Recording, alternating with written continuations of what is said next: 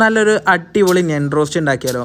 മൺചട്ടി ചൂടാക്കി വെളിച്ചെണ്ണ ഒഴിച്ച് ചെറിയ ഉള്ളി അതിലേക്ക് ഇട്ട് ലേശം ഉപ്പും കുരുമുളകും ഇട്ടതിന് ശേഷം നന്നായിട്ട് അത് മിക്സ് ചെയ്യാം. അതിനുശേഷം ജിഞ്ചർ ഗാർലിക് പേസ്റ്റും വലിയ ഉള്ളിയും കുറച്ച് വേപ്പിൻ്റെ ഇല ഇട്ട് നന്നായിട്ട് ഇളക്കിയെടുക്കുക. അതിനുശേഷം മഞ്ഞൾപ്പൊടി, മുളക് പൊടി, മല്ലിപ്പൊടി ഇട്ടിട്ട് നന്നായിട്ട് മസാല മിക്സ് ചെയ്യുക.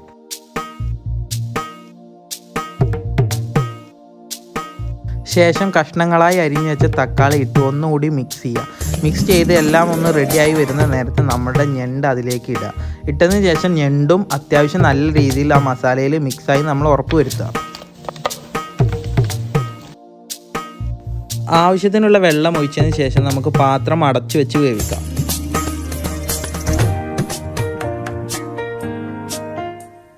ഇപ്പോൾ നമ്മുടെ ഞണ്ട് റോസ്റ്റ് ഏകദേശം റെഡിയായി വന്നിട്ടുണ്ട്. നമുക്കത് സെർവ് ചെയ്യാം.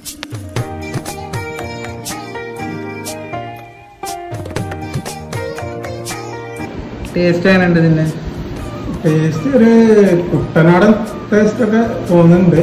പിന്നെ കുഴപ്പമില്ല, അടിപൊളി.